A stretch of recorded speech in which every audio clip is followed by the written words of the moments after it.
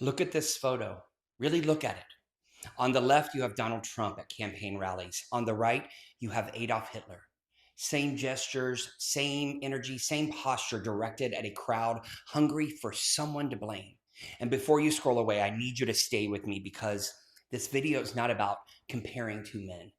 This is about what history teaches us about movements and what happens to the people who just go along with them.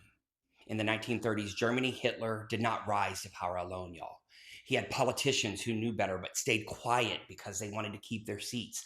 He had businessmen who funded the movement because it was profitable. He had media personalities who amplified the lies because it grew their audience.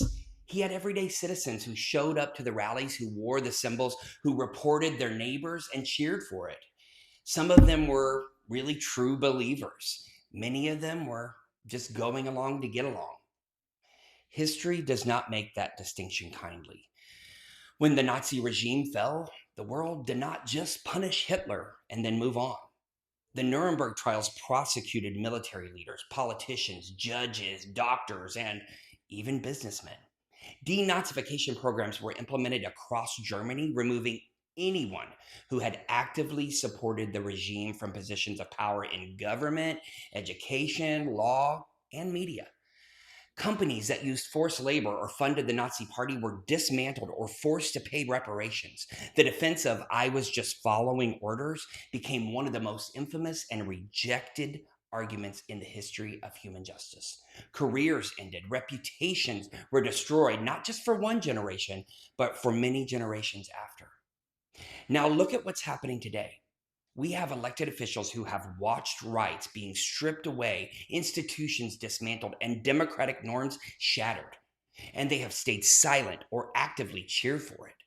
We have media figures who know the truth and choose ratings instead. We have everyday supporters who show up to the rallies and wear the symbols and repeat the same talking points. And we have a generation of young people in American classrooms who are being taught a version of history with the most important lessons completely removed. And here's what I need you to understand: history does not remember the complicit kindly, and history is already being written about this moment.